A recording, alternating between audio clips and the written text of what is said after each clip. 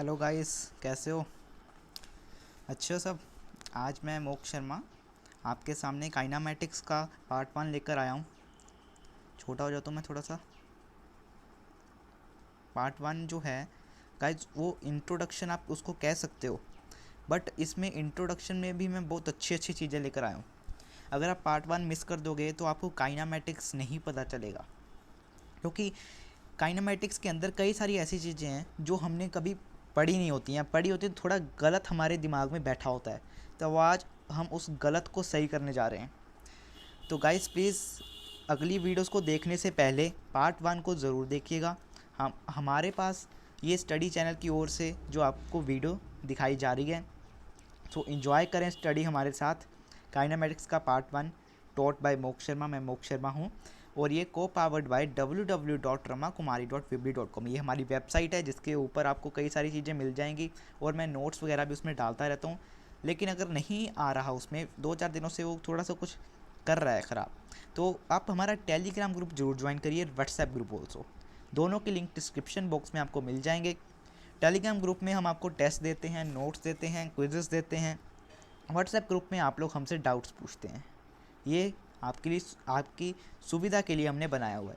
और वीडियो अच्छी लगे तो लाइक करें, शेयर करें और ज़्यादा से ज़्यादा जो है शेयर करें और सब्सक्राइब भी करें अगर आपने अभी तक नहीं किया है। ऐसी वीडियो तभी मिलेंगी। कोरोना वायरस आपको चल रहा है, तो उससे प्रिवेंशन के लिए ये सारे आपने मेजर्स जो हैं याद रखने हैं और आप कर भी रहे होंगे। इंट्रोडक्शन मैंने लिखा है, but it is not introduction, very important thing it is which we discuss today. सबसे पहले we discuss about rest and motion. What is rest and what is motion? Guys, I think you all believe, you think that rest is the thing at which you do not do any work, है ना। कई बार क्या होता है कि हमारे दिमाग में ऐसी चीज़ बैठी हुई है, मैं भी यही सोचता था पहले जब तक मेरे को ऐसा नहीं पढ़ाया गया था। आप भी यही सोचते होंगे जब तक आपको मैं ये चीज़ नहीं पढ़ाऊँगा कि रेस्ट आप सभी के लिए क्या है, मोशन आप सभी के लिए क्या है। मैं अभी बताता हूँ आप सभी के लिए क्या है। आप लोग क्या सोचते हो, if a body changes its position with time it is said to be moving. आप लोग यही सोचते हो ना, मोशन क्या है। अगर किसी टाइम इंटरवल के अंदर, मान लो 1 सेकंड 2 सेकंड के अंदर आपने इस किताब को हिलते हुए देख लिया, तो मतलब ये मोशन में है, ये किताब मूव कर रही है, चल रही है, आपने ये मानना है। बट अगर वो किसी भी टाइम इंटरवल के अंदर नहीं चल रही, तो आप क्या मानते हो कि इट इज़ एट रेस्ट, यही मानते हो, जो कि सरासर गलत है, जो कि सरासर गलत है। ठीक है, ऐसा नहीं होता गाइस, ऐसा नहीं होता है। अब आपके, जब मैंने ये बात बोली ना, आपके पेट में कुछ होने लगा होगा, क्योंकि जिन बच्चों को तो ये पता है उनको कुछ नहीं होगा, लेकिन कईयों को ये बात हजम नहीं होगी। अब मैं उनको हजम करवाऊंगा हार्मूला देके, और वो हार्मूला, मेरी बात ध्यान से सुनिएगा। देखो, एक टेबल बना लेते हैं गाइस। टेबल बड़ा अच्छा बनाऊंगा मैं, इसलिए डरना नहीं है मेरे टेबल को देख के। ये मैंने टेबल बनाया है, ठीक है, और ये मैंने एक बुक रख दी उसके ऊपर, H.C. वर्मा, H.C. वर्मा है इसका नाम। H.C. वर्मा जी की बुक मैंने यहाँ पे रख दी है, फिज़िक्स की। और बुक जो है, ये टेबल है, ये बुक ऐसे की ऐसी पड़ी ही हुई है, हिल नहीं रही। तो तुम लोग क्या कहोगे, सर मैंने पूछा बताओ बच्चों ये रेस्ट पे है कि मोशन पे है। तुम लोग कहोगे सर ये रेस्ट पे है, और तुमने बिल्कुल सही कहा, तुमने बिल्कुल सही कहा, तुमने बिल्कुल सही कहा। अब मैं लाना ही भूल गया लगता है वो स्लाइड, भूल गया, चलो कोई बात नहीं। अब ये है अर्थ, ये अर्थ है धरती माता, और ये है मून, धरती माता के भाई चंदा मामा। मान लो आपको किसी ने चांद पर भेज दिया और आप यहाँ पे खड़े हैं, आप यहाँ पे खड़े हैं, धरती पे आपका घर यहाँ पे है, किसी पॉइंट, बहुत छोटा पॉइंट है ना, यहाँ पे ये टेबल पड़ा हुआ है, टेबल के ऊपर बुक पड़ी हुई है, हाई लेंस के साथ आप उसको देख रहे हैं। तो बताओ, अब मैंने आपको पूछा कि क्या बुक मोशन में है कि रेस्ट में है। अगर अभी भी आप रेस्ट बोलते हो तो आपको मतलब कुछ नहीं पता। देखो आप लोग मेरे को पता है अभी मोशन बोलोगे। अगर मैं यहाँ पे खड़ा कर दूँ आपको कमरे के अंदर जिसके अंदर ये बुक पड़ी है, उसी कमरे के अंदर आपको खड़ा कर दूँ, तुम लोग बोलोगे जी सर ये बुक तो रेस्ट में है। क्यों? क्योंकि जी बुक यहाँ पड़ी है और यहीं पे पड़ी है, इतना टाइम हो गया मैं इसको देख ही जा रहा हूँ, ये यहाँ से हिल ही नहीं रही। तुम लोग कहोगे रेस्ट पे है, बट मैंने आपको मून पे खड़ा कर दिया। अब पूछा यही बुक बताओ रेस्ट पे है कि मोशन पे है, तुम लोग बोलोगे मोशन पे है। क्यों? क्योंकि अर्थ मूव करेगी, अर्थ मोशन में है। अब अर्थ मूव कर रही है, उसके अंदर मैं खड़ा हूँ या मैं बैठा हूँ या बुक बैठी है टेबल के ऊपर, तो वो भी मोशन में है, तो तुम ये कहोगे। सो ये डिपेंड करता है, रेस्ट एंड मोशन किसके ऊपर डिपेंड करता है? It depends on frame of reference guys, frame of reference. और फ्रेम ऑफ रेफरेंस होता क्या है मैंने अभी बता दिया, देखने का नज़रिया। देखने का नज़रिए को फ्रेम ऑफ रेफरेंस कहते हैं। तुम यहाँ से देखोगे तो तुम्हारा फ्रेम ऑफ रेफरेंस ये है कि जी मैं यहाँ से देख रहा हूँ और वो किताब नहीं हिली, तो मतलब एट रेस्ट। मैं यहाँ से देख रहा हूँ अर्थ घूम रही है, तो उसके अंदर वाले हर चीज़, हर थिंक उसके अंदर जो भी है वो घूमेगी ही घूमेगी, तो मैं कहूँगा कि बुक मोशन में है। It is a different frame of reference, ठीक है? ये नज़रिया है आपका देखने का, और रेस्ट एंड मोशन आप ऐसे ही डिसाइड नहीं कर सकते। एक और एग्जांपल लेते हैं, ये वाली देख ले तो चलो। पैराशूट ऊपर को जा रहा है जी, पैराशूट ऊपर को जा रहा है विथ सम वेलोसिटी, पैराशूट ऊपर को जा रहा है, मान लो यू वेलोसिटी से। इसके अंदर दो पर्सन हैं, person C and person B, person C and person B, दोनों पैराशूट के अंदर बैठे हुए हैं। पर्सन ए उसको देख के खुश हो रहा है। पर्सन, मान लो आप इस वक्त पर्सन ए हो और आप लोग देख रहे हो कि वो देखो जी पैराशूट ऊपर को जा रहा है, वो देखो पैराशूट ऊपर को जा रहा है।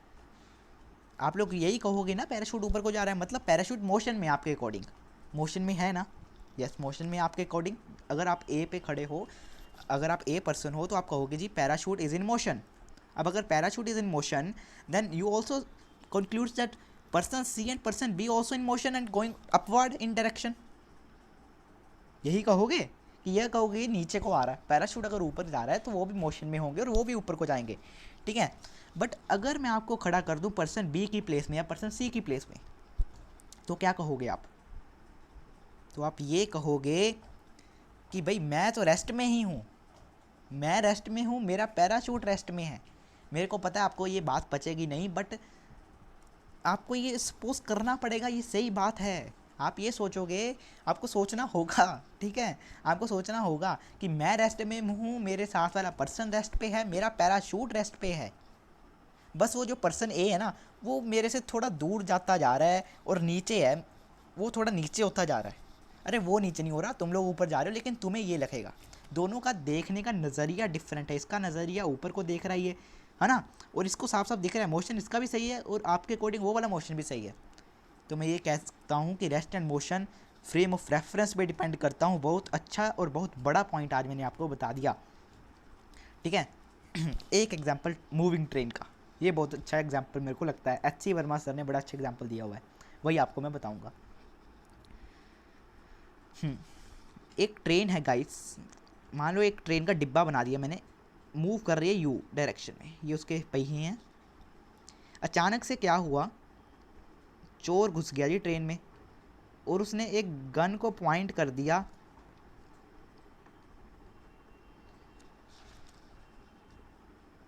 टू पर्सन्स की तरफ। इसको ए मान लेते हैं, इसको बी मान लेते हैं, इसको सी मान लेते हैं, इसको डी मान लेते हैं, ठीक है जी? चोर घुस गया अंदर ट्रेन के अंदर, and person A and B की तरफ उसने अपनी गन पॉइंट कर दी और उसने कह दिया कि भाई डोंट मूव, मूव मत करो, हाथ ऊपर करो, ठीक है? रेज योर हैंड, जैसे स्कूल में कहते हैं टीचर्स, ठीक है? तो उन्होंने भी क्या किया, अपने हाथ ऊपर को कर लिए जी खड़े, और वो वहीं के खड़े हैं। But train with velocity you move कर रही है। अब चोर अगर गन पॉइंट करके ए एंड बी की तरफ खड़ा है और ए एंड बी ने हाथ ऊपर किए हुए हैं, चोर ने उसको कहा हुआ है डोंट मूव, तो क्या वो मूव करेंगे? नहीं करेंगे। वैसे पता यार सामने गन है और मैं मूव करके गोली खानी है, नहीं करेंगे। तो चोर को क्या लगेगा, पर्सन सी को क्या लगेगा कि person A and B at rest, person A and B both are at rest, यही लगेगा। पर्सन सी ऑब्जर्व यही करेगा और वो लूट लाट के भाग जाएगा। बट पर्सन डी ने असली तमाशा देखा है। पर्सन डी ने क्या देखा जी, जो पर्सन सी है, जो पर्सन ए है, पर्सन बी है, तीनों के तीनों मोशन में थे। हालांकि चोर ने उसको कहा तू रेस्ट पे रह, तूने हिलना नहीं है, बट पर्सन डी ने बता दिया भाई तू तो हिला। हिला क्यों? क्योंकि ट्रेन हिली, ट्रेन मूव कर रही है। गाइस ये डायरेक्शंस याद रखना है आपने, ठीक है। सॉरी, राइट साइड को ट्रेन जा रही है, train moving towards right. So person D ने क्या ऑब्जर्व किया, वो ट्रेन के बाहर खड़ा था पटरी के पास, उसने क्या ऑब्जर्व किया कि ट्रेन मूव कर रही है, उसके अंदर खड़ा चोर मूव कर रहा है, और चोर ने जिनको कहा है डोंट मूव वो भी मूव कर रहे हैं। इसका point of reference, frame of reference different है, इसका फ्रेम ऑफ रेफरेंस डिफरेंट है। इसके अकॉर्डिंग दोनों के दोनों रेस्ट पे है, इसके अकॉर्डिंग तीनों ही मोशन में है। तो इससे आपको 3 एग्जांपल्स मैंने दिए हैं, 1, 2 एंड 3। 3 एग्जांपल से कुछ ना कुछ पक्का समझ लगा होगा कि rest and motion frame of reference पे डिपेंड करता है। अगर समझ लगा है तो बहुत ही ज़्यादा अच्छी बात है। नेक्स्ट हम we move toward distance and displacement. अब नेक्स्ट टॉपिक, थोड़े से मैं छोटा हो जाता हूँ, और ये छोटा नहीं हो रहा, इतना ही होगा लगता है, चलो कोई बात नहीं,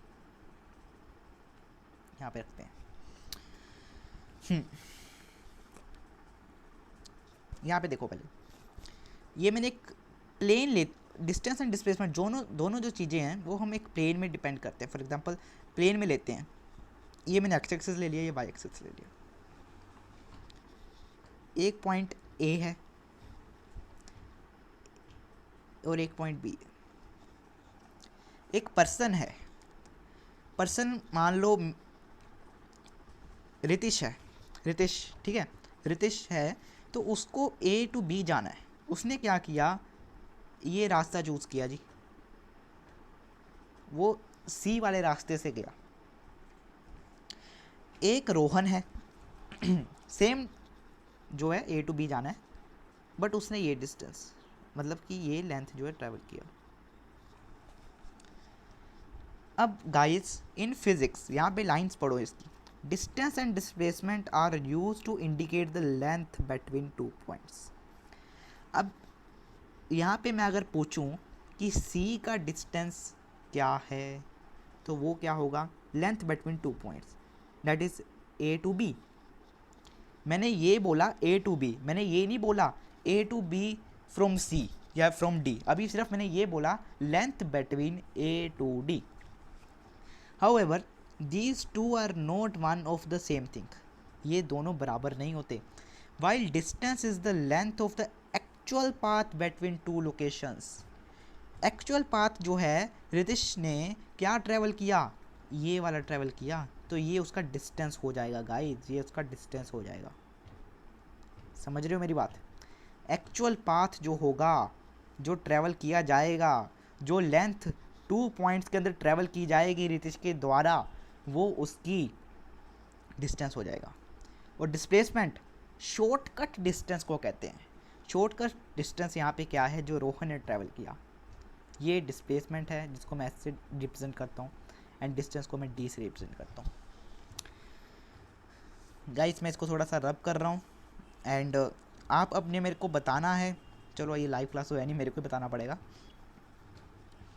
आप सब ने मेरे को बताना है कि इसमें डिस्टेंस क्या है। बस लिखा ही हुआ है, कोई बात नहीं।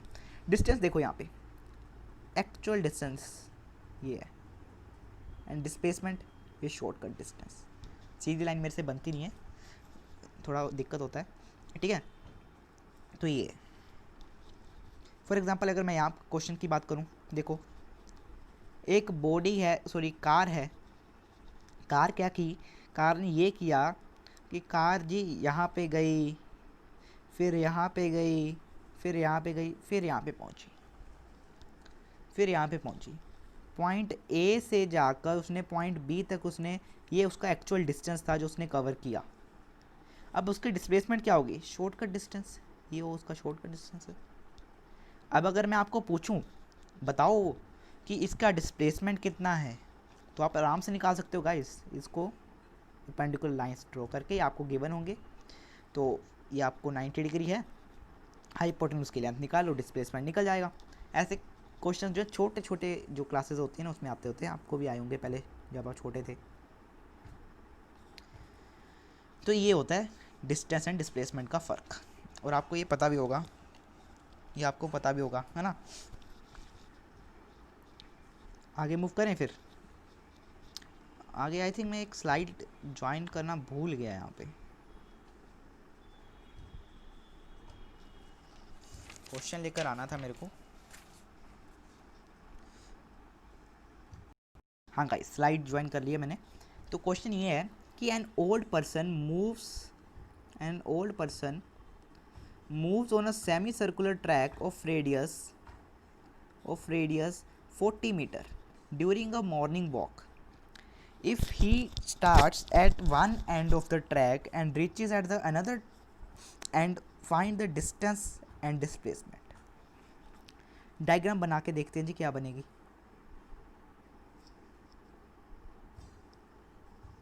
ओहो, ये तो कुछ और ही बन गया।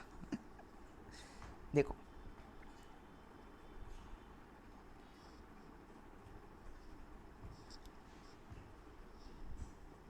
ये मेरे पास एक सर्कुलर पाथ है गाइस। अकॉर्डिंग टू क्वेश्चन उन्होंने सिर्फ कितना मूव किया है, यहाँ से यहाँ उन्होंने सेमी सर्कल मूव किया है, यही किया ना। हाँ, semi circular path, semi circular track है, लेकिन मैंने सर्कुलर ही बना दिया।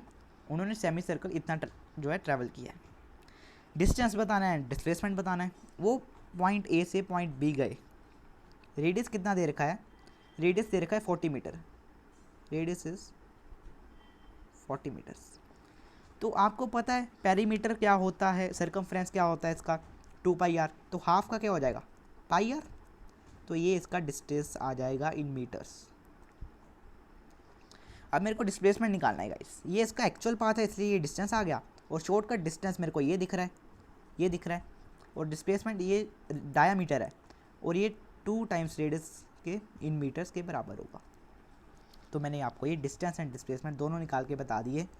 कैलकुलेशंस अब आपके हाथ है। पाई आपको 22/7 पता ही है, रेडियस आपको 40 दे रखा है, 2 × 40 करेंगे ये तो आपको पता ही है 80 मीटर्स आएगा। शॉर्टकट डिस्टेंस 80 मीटर्स एंड ये 126 मीटर्स आ जाएगा। ठीक है गाइस। अब 2-4 फैक्ट्स मैंने आपको बताने हैं। वो ये है कि distance guys speed upon time आपने पढ़ा होगा, ये होता है, जबकि डिस्प्लेसमेंट वेलोसिटी अपॉन टाइम होता है,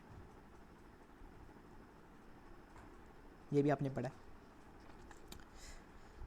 and distance is scalar quantity, जबकि displacement is a vector quantity. Vectors भी हम पढ़ाएंगे आपको, ठीक है, चिंता मत करना। वेक्टर्स भी होगा, किसी को प्रत्युष सर को मैंने कहा था तो वो शायद ले लेंगे, उसका क्लास लेंगे। 3-4 क्लासेस में ख़त्म हो जाएगा वेक्टर, कुछ ज़्यादा नहीं है।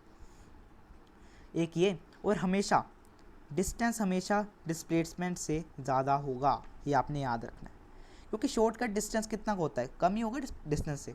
और डिस्टेंस जो है कभी भी ज़ीरो नहीं होता, कभी भी नेगेटिव नहीं होता, जबकि डिस्प्लेसमेंट ज़ीरो भी हो सकता है, नेगेटिव भी हो सकता है। डिस्टेंस हमेशा पॉजिटिव होता है मैग्नीट्यूड इसका, ये याद रखना आपने। अगर आपका माइनस में आंसर आ रहा है, वैसे तो आना नहीं चाहिए, आना नहीं चाहिए, क्योंकि क्वेश्चन कभी भी डिस्टेंस अगर पूछा है और कभी भी क्वेश्चन में माइनस आ जाए तो क्वेश्चन में थोड़ा ख़राबी होगा या आपने कैलकुलेशन मिस्टेक किया होगा, आना नहीं चाहिए। अगर आ जाता है तो उसको फिर पॉजिटिव लिख के आओ, नेगेटिव लिख के आओगे तो नंबर कटाओगे। स्पीड एंड वेलोसिटी की बात करें तो ये स्पीड एंड वेलोसिटी है क्या, पढ़ी हुई है सभी ने यार, अभी मैंने जिक्र भी किया पीछे डिस्टेंस में एंड डिस्प्लेसमेंट में। यहाँ पे भी वही बात आ जाती है, velocity is a vector quantity, speed is a scalar quantity. यहाँ पे भी लिखा हुआ है वेक्टर क्वांटिटी है एंड स्केलर क्वांटिटी। यहाँ पे इसको थोड़ा बड़ा करने की कोशिश कर रहा था लेकिन हो नहीं पाया, कोई बात नहीं। Vector is a velocity is a vector quantity that signifies the magnitude of the rate of change of position and, इसको रब भी कर देता हूँ, तो दिखेगा नहीं फिर, ठीक है। या आप यहाँ से डेफिनेशन पढ़ सकते हो, क्योंकि मैं अब आपको डेफिनेशन अगर बताने लगूँ तो कुछ मज़ा नहीं आएगा, क्योंकि आपने शायद सेवन्थ क्लास से मैंने भी पढ़ा हुआ, सब ने पढ़ा हुआ, 7th 8th से स्पीड पढ़ी है, 9th में मैंने पढ़ा था वेलोसिटी के बारे में, तो ये सब कुछ आपने पढ़ रखा है। ये छोटी छोटी चीज़ें हैं। मज़ा मेरे को तब आएगा जब मैं आपको बताऊंगा एवरेज वेलोसिटी के केसेस, 4 केसेस करवाऊंगा एंड इंस्टेंटेनियस वेलोसिटी करवाऊंगा जब मैं। रबड़ कहाँ गई?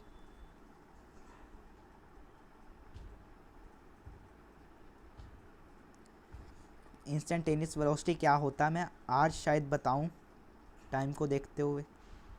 ये होता है इंस्टेंटेनियस वेलोसिटी।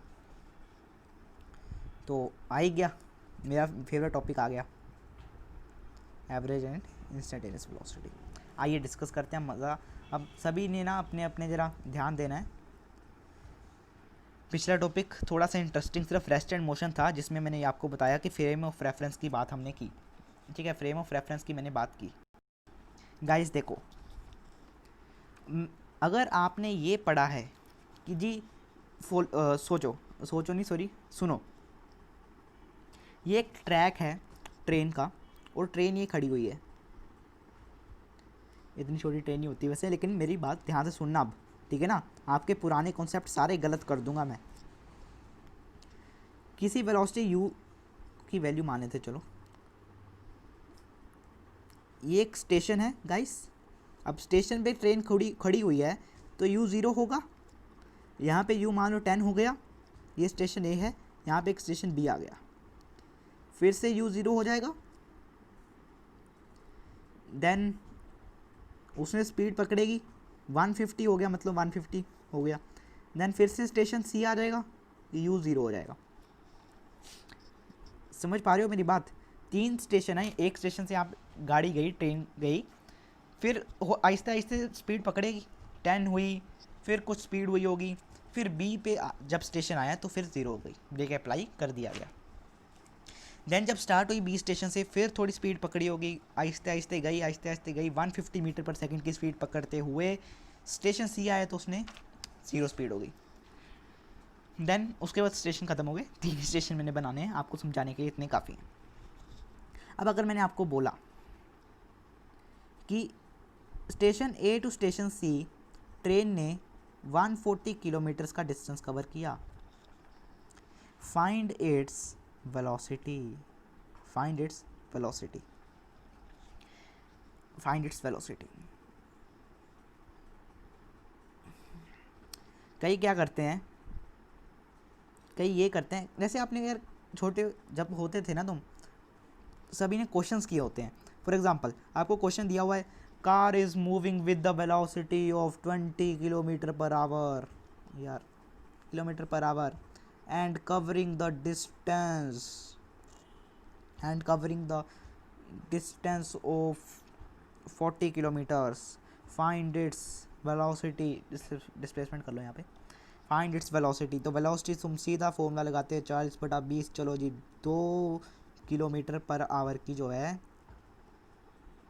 सॉरी मैंने तो वही दे दिया, वेलोसिटी दे दी, यहाँ पे 20 आवर्स कर लो, ठीक है 20 आवर्स कर लो, तो 2 किलोमीटर पर आवर की वेलोसिटी से वो चल रहा है कार। इतनी कम वेलोसिटी से होती नहीं है, लेकिन हमने वैसे थोड़ा सा पोज किया आपको बताने के लिए, आपने ऐसे किए हैं बचपन में क्वेश्चंस कि भाई सीधा वैल्यूज़ ही भरनी होती थी उसमें, सीधा वैल्यूज़ ही भरनी होती थी उसमें, और कुछ करना ही नहीं है। बट वो क्वेश्चन गलत होता था, एक क्वेश्चन भी गलत होता था वो, और आपको उस वक्त समझाया भी गलत जाता था। वो कभी भी आप अभी भी अगर आप उसको वेलोसिटी बोलते हो तो आप बहुत बड़ा पाप कर रहे हो, फिज़िक्स की आत्मा आपको ऊपर जाके छोड़ेगी नहीं। It is average velocity guys, it is average velocity. वो एवरेज वेलोसिटी क्यों होती है अभी मैं समझाता हूँ। आपने बचपन में क्या किया है, आपने बचपन में ये किया है कि यार आपको क्वेश्चन में दे रखा है train is moving train is moving with some velocity to cover 140 kilometer of a distance from station A to station C within 2 hours. Find its velocity. तुम लोग क्या करते 140/2 करते, जितना 70 किलोमीटर पर आवर आंसर आता तुम लोग वो निकाल के रफा दफा करते. ऐसे ही होता था, ऐसा ही होता था, और वो गलत होता था. ठीक है. It is not a velocity, it is average velocity guys. अभी मैं बताता हूँ क्यों. स्टेशन ए टू स्टेशन सी. अब अगर देखोगे ध्यान से तो पहले तो वो वेलोसिटी ज़ीरो थी, फिर कुछ स्पीड से बड़ी फिर 10 हुई, फिर एकदम से स्टेशन आ गया, रुक गई, ज़ीरो हो गई. देन उसने बड़ा 150 हुई, फिर रुक गई, ज़ीरो हो गई. ऐसा ही हुआ. यस, ऐसा ही हुआ. तो मेरे को अगर तुम लोग यहाँ पे लिखोगे, टाइम मैंने आपको दे दिया 2 आवर्स, अगर तुम यहाँ पे वेलोसिटी लिखोगे 70 किलोमीटर पर आवर, तुम अभी अपने आप सोचो, फील आएगा तुम्हारे मन में, क्या ये सही है? ये तुमने किस जगह की वेलोसिटी निकाली है? ट्रेन कहाँ पे थी जब इसकी वेलोसिटी 70 किलोमीटर पर आवर है? मेरे को तो कहीं पे भी दिखी. एक पे मेरे को 10 दिखी, एक पे मेरे को 0 दिखी, 150 दिखी, 70 तो यार मेरे को कहीं नहीं दिखी. दिखी आपको? नहीं दिखी. ये जो आपने वेलोसिटी निकाली है वो आपने पूरी एवरेज वेलोसिटी निकाली है कि स्टेशन से यहाँ निकली, फिर इसने इतना कुछ वेलोसिटी किया होगा, मूव किया होगा, देन इतना वेलोसिटी आया, देन फिर रुक गई, फिर नहीं तो ऐसे तो यार तुम्हारी 0 किलोमीटर पर आवर भी आनी चाहिए, क्योंकि फाइनल तो इतनी है, इनिशियल 0 है ना, ऐसा होना चाहिए. ये तुमने एवरेज वेलोसिटी निकाली है, और टीचर्स आपको पहले बचपन में नहीं पढ़ाते ये चीज़. वी एवरेज ऐसे लिखते हैं, एवरेज वेलोसिटी को ऐसे रिप्रेजेंट करते हैं, वी एवरेज. ठीक है, समझ गए? आई थिंक थोड़ा बहुत सो समझ लग गया होगा. और इसका फॉर्मूला होता है delta S by delta T. Delta S मतलब delta displacement, delta time. Delta का क्या मतलब है? लिमिट होती है एक. फॉर एग्जांपल मैंने कहा स्टेशन ए से स्टेशन बी तक ट्रेन की एवरेज वेलोसिटी निकालिए. आई थिंक यहाँ पे कोई क्वेश्चन भी होगा, मेरे पास बुक पड़ी हुई है यहाँ पे, तो मैं देखता हूँ. हाँ देखो, मैं क्वेश्चन ही उठा लेता हूँ सीधा, ध्यान से सुनिएगा. The distance travelled by a particle in time T is given by S, मतलब स्पीड इक्वल्स टू 2.5 मीटर पर, ये तो कुछ और दिया हुआ है, T square. Find average speed of the particle during the time interval 0 to 5 seconds. ये पूछा. इंस्टेंटेनियस स्पीड अभी बाद में निकालेंगे. तो गाइस देखो, स्पीड किसके बराबर होगी? Distance into time. डिस्टेंस कितना है? सॉरी यार, यहाँ पे कुछ गड़बड़ लग रही है मेरे को क्वेश्चन में. इस क्वेश्चन में मेरे को गड़बड़ लग रही है, थोड़ा वेट करो. तो गाइस इसका फिर एवरेज वेलोसिटी क्या निकलेगा?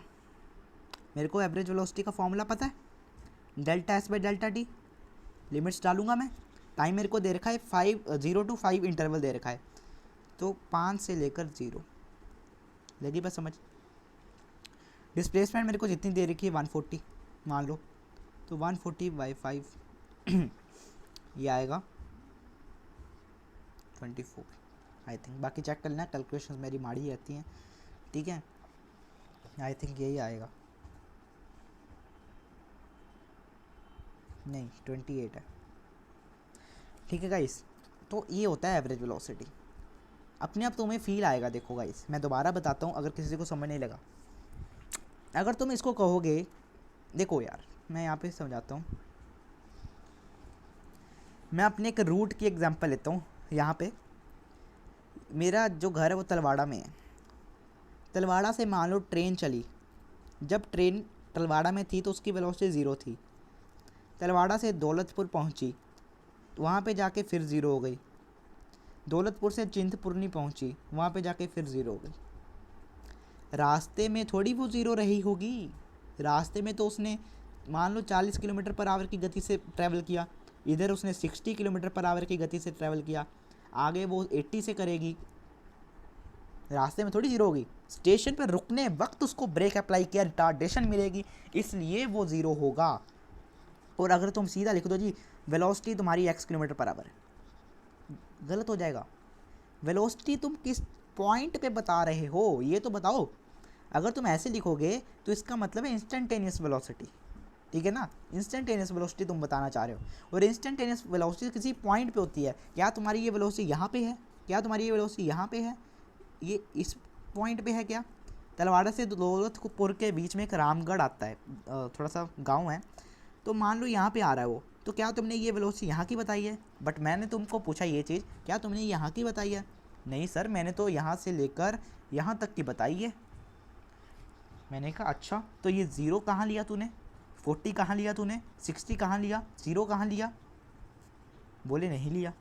तो यार फिर तुम इसे वी मत कहो, इसे एवरेज वेलोसिटी कहो। एवरेज वेलोसिटी का क्या मतलब, ए टू बी जितना उसने डिफरेंट वेलोसिटीज़ से ट्रैवल किया है, जितने टाइम इंटरवल के अंदर उसने जितनी डिफरेंट वेलोसिटी से ट्रैवल किया है, उससे मेरे पास एवरेज वेलोसिटी निकल के आती है, ठीक है, इन सम डिस्टेंस।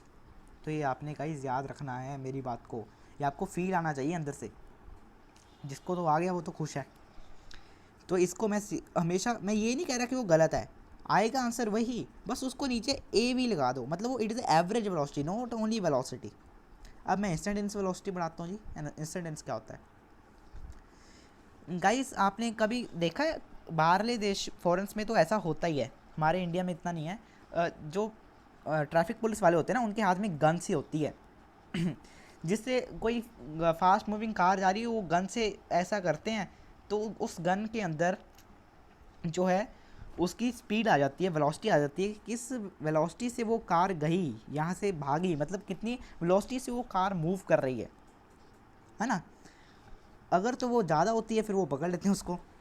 मैं ये नहीं बताना चाहता, मैं ये बताना चाहता हूँ कि कार तो देखो गाइस मूव कर रही है, जैसे ये ट्रेन मूव कर रही है, जैसे ये ट्रेन मूव कर रही है वैसे ये कार भी मूव कर रही होती है। अब यहाँ पे मैं आपको खड़ा कर दूँगा इस एक गन लेकर, आपको यहाँ पे मैं खड़ा कर दूँ और आप देखो कि जी इसकी स्पीड कितनी हो। आपने नोट किया 40 किलोमीटर पर आवर की गति से ये ट्रेन मूव कर रही है। सर बताओ आगे क्या करें? आगे कुछ नहीं करना। अब आप ही सोचो कि क्या ये ट्रेन 40 किलोमीटर पर आवर से ही ट्रैवल करेगी? नहीं, आगे यहाँ पे स्टेशन आएगा, फिर वो ज़ीरो हो जाएगी। पीछे भी स्टेशन आया होगा, वहाँ पे भी ज़ीरो थी, फिर उसने जब स्टेशन से स्टार्ट हुई तो स्टार्ट होते थोड़ी 40 हो गई, पहले 10 हुई, फिर 20 हुई, फिर 40 हुई, ऐसे है ना। तो मतलब कि जो तुमने गन से वो नोट किया वेलोसिटी, वो उस टाइम पे थी, किसी टाइम इंस्टेंटेनियस टाइम पे थी। इंस्टेंटेनियस टाइम पे मतलब एक पर्टिकुलर जगह पे थी, एक पर्टिकुलर प्लेस पे थी। गाड़ी तो मूव कर ही रही है, बट जब तुमने ऐसे गन किया वो तो मूव कर ही रही है, बट जब तुमने गन ऐसे चलाई तो तुम्हारे जो स्पीड आई तो वो तब की है जब ये चीज़ मूव करे। स्लो मोशन में अपने दिमाग में लगाओ, स्लो मोशन में गाड़ी कैसे चलती है, ऐसे ऐसे। जब तुमने गन को चलाया और तुम्हारे पास स्पीड आई तो वो स्पीड कहाँ की होगी? ये इस पर्टिकुलर पॉइंट की होगी। वो इस पूरे जो है रास्ता वो पीछे से लेकर आगे तक जितना भी ट्रैवल करेगा उसकी स्पीड नहीं होगी। जब वो तुम्हारे सामने से गाड़ी निकली उस वक्त उसकी स्पीड कितनी थी, उसे मैं इंस्टेंटेनियस वेलोसिटी कहूँगा। At particular point, at particular time, at particular place, at particular position को मैं इंस्टेंटेनियस वेलोसिटी कहूँगा। गाइस कुछ समझ लगा होगा तो ठोको, लाइक ठोको, ठीक है, अभी जाके लाइक ज़रूर दबाना यार। तो इससे मैं इंस्टेंटेनियस वेलोसिटी कहूँगा और उसे हम v से रिप्रेजेंट करते हैं, उसे मैं v से रिप्रेजेंट करूँगा। और उसका फॉर्मूला क्या होता है? ds/dt, जहाँ पे s is the displacement and t is the time. ये डेरिवेटिव वाली कंडीशन बन जाती है, डिफरेंशिएशन वगैरह करना होता है, इंटीग्रेशन आपको नहीं पता बट वो भी लगाएंगे, मैथ्स की क्लासेस में करेंगे, थोड़ा बहुत है, फिजिक्स में यूज़ ज़्यादा नहीं है। कुछ रूल्स होते हैं वो मैं साथ साथ में बताते जाऊँगा। बाकी प्रत्यु सर कह रहे थे कि मैं करवा दूँगा, करवा भी रहे हैं। एक पार्ट 1 आ चुका है बेसिक मैथ्स का, सेकंड पार्ट में ये हो जाएगा कवर। तो ऐसे ही होता है acceleration, average acceleration and instantaneous acceleration. अब नेक्स्ट टॉपिक वही होगा। हाँ, इंस्टेंटेनियस एक्सेलरेशन क्या होगा, सिंपल है, रिप्रेजेंटेड बाय दिस।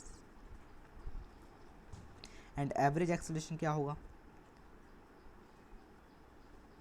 ये तो आपने पढ़ा ही हुआ है, लेकिन आप इसे क्या कहते थे, एक्सेलरेशन ओनली।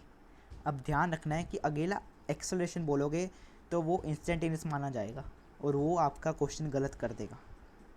बोलने में सुधार करो गाइस, लिखने में तो आपको सही है, ठीक है ना, बोलने में सुधार करना पड़ेगा। अब मैं ये बताता हूँ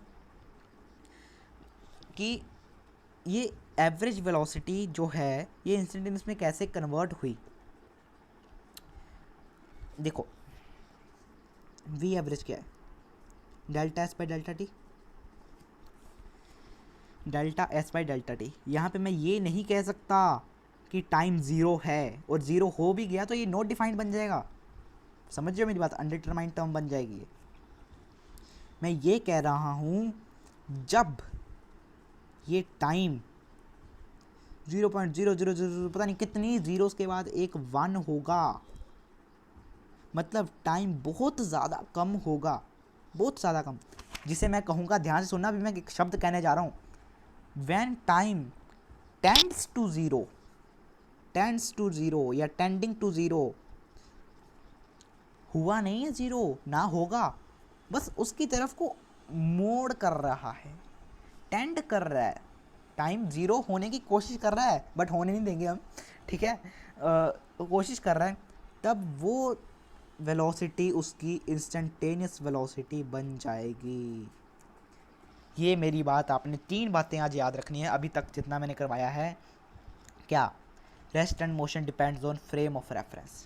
सेकेंडली, डिस्टेंस एंड डिस्प्लेसमेंट में जो भी डिफरेंस करवाए हैं। थर्डली, एवरेज वेलोसिटी में मैंने अपनी पूरी जान लगा दी, अगर फिर भी किसी को समझ लगा मेरे को व्हाट्सएप ग्रुप में आके डाउट पूछे, मेरे साथ बात करें, मैं ज़रूर समझा दूंगा, ठीक है। Instantaneous velocity tending to zero, वो वाली बात आपने जरूर याद रखनी है। एक्सेलरेशन भी ऐसे आपका हो जाएगा। अब एक इम्पोर्टेंट रिलेशन है, कोई किसी को नहीं बताता, बट मैं आज आपको बताने जा रहा हूँ। ये रिलेशन मैंने एच.सी. वर्मा बुक में पढ़ा है, और आज से मैं आपको बता रहा हूँ, जो फिज़िक्स के हम काइनेमेटिक्स स्टार्ट करने जा रहे हैं, सब कुछ एच.सी. वर्मा बुक से ही हम करेंगे, ठीक है, क्योंकि एच.सी. वर्मा बुक जो है इम्पोर्टेंट है जेई लेवल के लिए, नीट लेवल के लिए, क्लियर। तो ये रिलेशन क्या है मैं अभी आपको बताऊंगा। गाइस, रिलेशन ये कहता है कि जब भी वेलोसिटी और एक्सेलरेशन दोनों पॉजिटिव होंगे या दोनों नेगेटिव होंगे तो हमेशा स्पीड इंक्रीज करेगी। बात समझ गए मेरी। बट जब velocity and acceleration opposite symbols के होंगे, मतलब मान लो एक बार वेलोसिटी पॉजिटिव है, एक्सेलरेशन नेगेटिव है, अगर वो नेगेटिव और ये पॉजिटिव है तो हमेशा स्पीड डिक्रीज करेगी। कई बार स्कूल्स में आ जाता है, ग्राफ वगैरह पूछ लिए जाते हैं कि 4 ग्राफ दिए हुए हैं, इनमें से बताओ जी, वेलोसिटी और एक्सेलरेशन का ग्राफ दिया होगा, वेलोसिटी टाइम का ग्राफ दिया होगा, स्पीड बता दो, कुछ ऐसा रिलेशन आ जाए, तो यहाँ पे ये आप सीधा कॉन्सेप्ट लगा सकते हो। हम करेंगे क्वेश्चंस ऐसे भी, मैं थोड़ा सा आपको ये बता के छोड़ रहा हूँ आज, शायद आगे कुछ हो ना। हाँ, काली है स्लाइड्स। सो मैं आपको ये बता के छोड़ रहा हूँ आज। 2 क्वेश्चंस मैं अगली बार लाऊंगा जो आज हमने कंसेप्ट किया। और गाइस, अगली क्लास ज़रूर ज्वाइन करिएगा, एवरेज वेलोसिटी के 4 केस कराऊंगा और बड़े मज़ेदार ट्रिक्स बताऊंगा, ट्रिक्स पहले मैं करवा भी दूंगा, उसके बाद ट्रिक भी बताऊंगा कि इसको अगर आप करना नहीं चाहते, पेपर आया है आपके सामने, अब पेपर में MCQ है, तो MCQ में करने बैठोगे ना, सीधा ट्रिक लगाओ, आंसर भरो, चलो ऐश करो, ऐसा करना है, ठीक है। Thank you guys, please like share and subscribe करना मत भूलिएगा। थैंक यू, आप हमारे साथ जुड़े। और अगर कोई डिफ़िकल्टी आ रही है, व्हाट्सएप ग्रुप, टेलीग्राम ग्रुप का लिंक नीचे डिस्क्रिप्शन में ऑलरेडी हमारा रहता ही है। सेट्स का गाइस मैंने एक डिस्कशन किया, कैट एंड जेई लेवल के क्वेश्चन उसके अंदर थे, मेंटी क्विज भी लिया था, उसका लिंक भी नीचे दिया हुआ है, ज़रूर उसको देखिएगा। Thank you, have a nice day.